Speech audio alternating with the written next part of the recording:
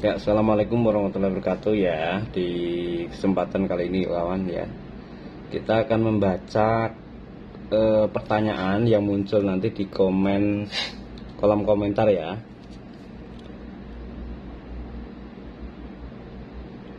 Ya, kita akan jawab satu persatu dan kita langsung buatkan video ya, daripada nanti balesin satu-satu ya. Assalamualaikum warahmatullahi wabarakatuh. Saya terus selalu dan seluruh karyawan WP, amin. Mas, nomornya semula ada lahan, saya ada lahan 1400, kira-kira butuh berapa kilo bibit katak ya, mohon dibantu, salam kenal dari Bogor ya, dari Bang Kabul ya, 1400 ya. Kalau ini tinggal tanamnya itu Anda tanam katak atau tanam umbi Bang ya. Kalau tanam ya, kalau untuk dipindah lagi nanti bisa digunakan 1 kental atau 1 kental 10 kilo juga bisa ya. Untuk lahan 1000 berapa, 1500 meter ya. Itu nanti bisa digunakan jarak rapat aja, tapi satu musim harus dibongkar kemudian dibuat jarang ya, dibuat penjarangan. Tetapi kalau jarak tanamnya itu nanti sekitar langsung dibuat 35 cm ya, saya rasa lahan 1000 ya sekitar berapa ya, kayaknya sekitar 30-an lah, 30-an kilo lah ya, sekitar itu. Tapi kalau nanti tahun kedua dibongkar ya, mending bisa jaraknya bisa dibuat rapat aja. Nanti 2 on 3 on atau 4 on nanti dibongkar kemudian dibuat penjarangan, yang besar sendirikan, kemudian yang racak yang kecil nanti sendirikan ya. Ini Mbak Dina Puspitarini ya. Assalamualaikum, nama Sugeng dari Kalteng. Oh, namanya Mas Sugeng dari Kalteng, tapi channelnya namanya Dina Puspitarini ya. Pertanyaan saya, jika di daerah saya budidaya porang, cara penjualnya dan cara pemesan bibitnya mohon info, terima kasih ya. Kalau bibit ya nanti bisa ditelepon di 0823 367 715 71 atau 0852 1221 8078 ya Bang. Tapi Kalimantan Tengah ya. Kalau Kalimantan Tengah, kalau penjualannya tidak masalah ya, nanti ada mitra kami yang di sana di Banjarbaru juga ada ya, Pak Eko namanya. Ini dari Opi 97 ini sudah saya jawab kemarin ya.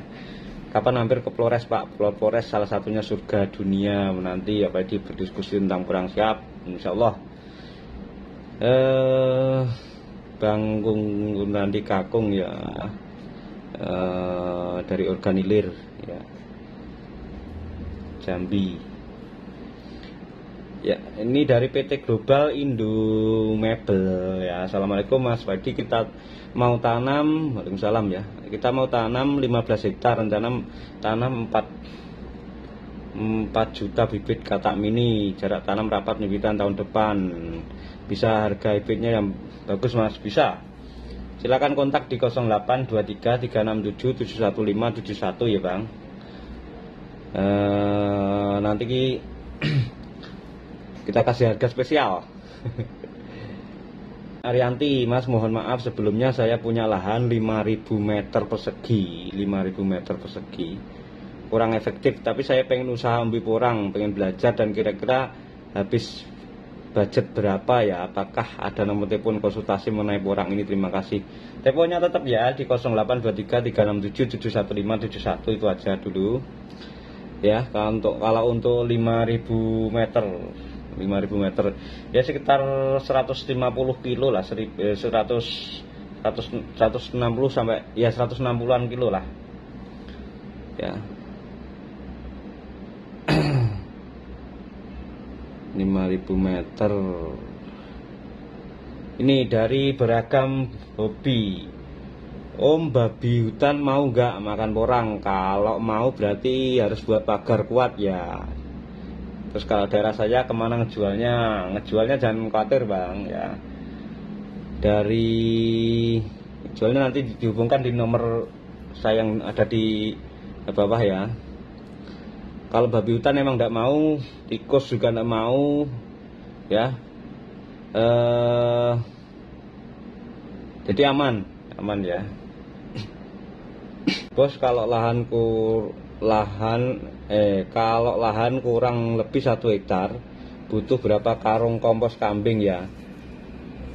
Ini kalau untuk kompos kambing Bang, untuk 1 hektar itu biasanya kami menggunakan 600 karung ya. 600 karung. Tetapi kalau itu kompos itu semakin banyak semakin bagus ya. Jadi semakin banyak kompos itu malah semakin bagus, bukan semakin jelek. Tetapi kompos itu kalau Anda membuat sendiri itu malah bagus, tapi kalau Anda beli ya juga kosnya juga mahal ya, bengkak nanti. Lebih baik Anda kalau bisa membuat sendiri dengan apapun yang bisa dijadikan kompos itu ya. Terus hubungi nanti PL terdekat ya, PPL Anda nanti diajak diskusi Bang. Jadi setiap daerah itu pasti punya PPL ya, kita manfaatkan mereka. Jadi untuk membantu diskusi, saya rasa mereka juga paham sih, karena pada dasarnya semua tanaman itu sama. Jadi mempunyai membutuh nutrisi yang sama dan penyakitnya juga hampir sama ya. Saya rasa mereka juga paham sih. Ini kalau dari Bang Yogi Andrika, kalau mau beli bibit porang dari mana Mas Padi? Gimana caranya? Nomor telepon di bawah ya, bisa dihubungi Bang.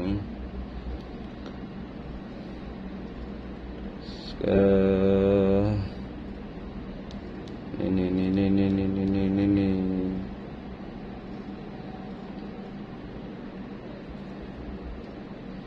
Nih, dari Gereja Nikos ya, kalau pembeli hasil dari panen dari Banten apakah ada ya Pak? Karena jika kami jual nggak tahu. Banten ada Bang, di Jawa Barat sudah ada ya. Sudah ada mitra kami ya yang di Jawa Barat. Nanti bisa hubungi dulu di nomor di bawah ya Bang, nanti kita hubungkan sama beliau. Dari dulu yang namanya nanam juga ditimbun tanah itu nanam ya, tinggal perawatannya kita harus tahu pupuk apa yang dibutuhkan ya, nutrisi apa untuk tanaman itu biar bisa berkembang bagus ya.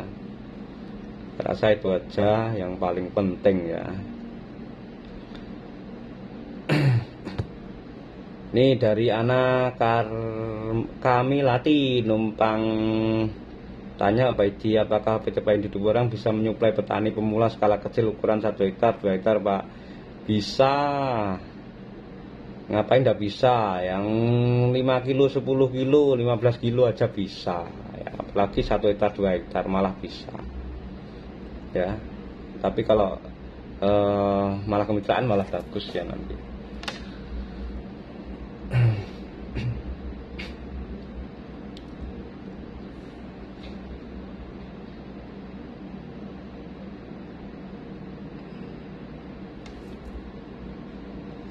Ya, bismillah, alhamdulillah, dari Baiti Janah. Bismillah, alhamdulillah, saya sangat terinspirasi menjelaskan Baiti.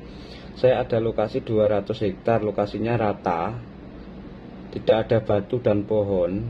Tadi rencana awal mau cetak persawahan, tapi setelah dengar penjelasan Baiti kayaknya saya tergoda untuk tanam porang ya, otomatis Bang.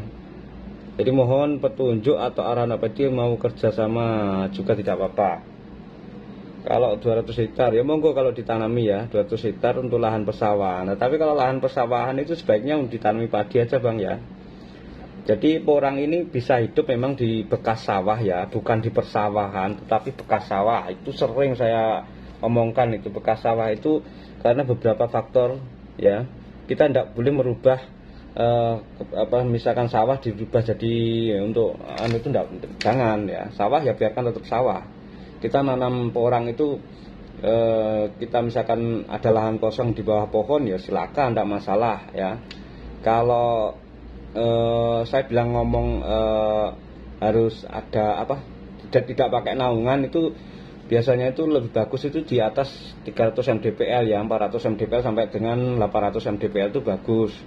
Tapi kalau di bawah 300 mdpl sebaiknya itu nanti jangan pakai naungan semua, tetap ada naungannya ya, tetapi biar sinar matahari itu bisa masuk ya, bisa masuk, dan naungannya tidak terlalu banyak ya. Artinya jangan pakai naungan full ya. Jangan 30% sampai 60% ya, paling tidak itu ya agak renggang lah, yang penting ada sinar matahari bisa masuk ya. Naungan tetap ada tapi jangan terlalu rapat ya. Ini dari mana itu, tulisan Jepang ini, apa betul kurang itu diburu hama babi? Salah bang, ya hama babi tidak mau dia. Tani Porang, Rangkas Bitung, Lebak, Banten. Oke, Banten banyak ya. Kalau Banten daerah Jawa Barat nanti bisa hubungi kami dulu bang. Kalau Anda pengen nanam atau pengen tergabung, nanti bisa kita gabungkan di mitra kami yang ada di Banten ya. Ya, saya rasa itu ya pertanyaan kita yang sudah kita jawab ya. Nanti kita akan pilih lagi, kita catat, dan kita akan buat videonya ya. Jadi gini kawan, porang ini sebenarnya sudah 30 tahun yang lalu sudah ada ya di Madiun, itu zaman kakek, zaman bapak dulu sudah ada. Tetapi petani itu sebenarnya juga sudah paham tentang trik bagaimana umbi yang 2 on sampai ada yang 1 kilo itu dalam waktu 1 musim ya. Mereka menghasilkan 6 sampai 8 kilo ya, sampai 10 kilo. Bahkan orang-orang di daerah kami itu kalau panen biasanya itu mereka sekitar 10 kilo ya, sampai 12 kilo itu kalau panen ya. Dan jarang yang panen itu 2 kilo, 3 kilo itu jarang sekali ya. Mereka kalau 2 kilo itu tetap ditanam ya, masih ditanam. Dan kenapa mereka itu tidak mengembangkan, kalau tahu porang itu harganya mahal dari dulu, kenapa mereka tidak menanam banyak ya? Tidak menanam banyak ya. Jadi dan kalau sudah dari beberapa tahun yang lalu ya, nanamnya kok petani cuma itu saja ya. Kenapa enggak mereka menyewa lahan atau tanam lebih banyak biar hasilnya itu jauh lebih banyak ya. Tapi kenyataannya kenapa nanamnya itu sedikit terus ya setiap tahun. Memang secara kita tidak sadari kawan ya. Jadi perbedaan pola pikir ya. Jadi kalau petani itu taunya itu ya nanam itu nanti musim depan dipanen ya, itu terus seperti itu. Dan mereka bukan jiwa pengusaha ya, bukan mental pengusaha ya. Jadi beda lagi dengan mental pengusaha, mental petarung ya. Apalagi kita yang lebih terutama ke anak-anak muda ya. Banyak petani porang sekarang itu dari golongan anak-anak muda ya. Karena dirasa mereka hitung-hitungan juga real ya, kenyataannya memang porang ini menjanjikan gitu loh, kalau digeluti secara serius itu menjanjikan. Dan memang beberapa banyaknya pabrik itu mendukung mereka untuk mengembangkan tanaman porang. Jadi ya memang ya kita harus kita sadar ya, memang petani-petani yang dulu memang tidak ada pemikiran yang untuk mengembangkan porang secara besaran itu belum berani ya, karena mindset mereka ya seperti itu. Jadi kan setiap musim misalkan satu lahannya itu 1000 meter ya 1000 meter terus ya. Kemudian di samping itu juga faktor ekonomi ya, faktor ekonomi, kebutuhan itu kan banyak ya. Kalau petani itu bukan apa itu gajian tiap bulan, mereka gajiannya setiap panen ya. Dan mereka tidak fokus di satu pertanian ya, banyak hal yang mereka kerjakan ya. Ada pisang ya, ada nanam cabai, nanam apa itu jahe ya. Dan mereka tidak fokus di satu komoditas ya. Dan dari situ untuk pengembangan tadi kurang. Jadi ada yang nanamnya itu masih asal-asalan, kemudian hanya ditumpang sari ya. Kalau saya rasa setelah porang itu digeluti, kalau kita itu nanamnya porang itu hanya dibuat tumpang sari, ya saya rasa kurang efektif gitu loh ya. Karena apa, nutrisi tadi bisa terbagi oleh tanaman yang lain ya. Tetapi kalau tanaman di selanya itu tanaman produktif ya tidak masalah ya. Seperti contoh misal lada dengan porang ya, sawit dengan porang, itu kan sama-sama produktif ya. Tapi kalau misalkan jagung ya dicampur sama porang ya kembali lagi kita berpikir logikanya, jagung itu berapa sih per kilonya kan gitu, terus porang berapa per kilonya, itu kita bisa membandingkan sendiri ya, tanaman apa yang cocok untuk dibuat tumpang sari ya. Kalau lahan jagung ya lahan jagung khusus gitu loh ya. Kalau untuk lahan porang ya lahan porang khusus. Nah, kalau porang nanti bisa digabungkan dengan tanaman kayu-kayuan ya, seperti tadi, seperti lada ya, kemudian di bawah sengon itu juga bisa tumpang sari karena dua-duanya bisa produktif, atau di bawah cengkeh ya, dan itu bagus gitu dan tidak mengganggu. Tetapi kalau tumpang sarinya itu sama-sama tanaman yang pendek ya, dan itu harus berebutan nutrisi ya, jadi kurang efektif seperti itu. Kemudian untuk lebih baik ya kalau Anda menanam di bawah naungan ya. Kalau Anda menanam di bawah naungan itu saran saya malah lebih bagus itu di tanaman di bawah sengon ya, atau daun-daun kecil itu yang mengandung unsur N-nya tinggi ya. Tapi kalau di bawah jati, di bawah itu lama sekali kawan ya. Pada kenyataannya lama sekali, apalagi jatinya itu rimbun banget ya.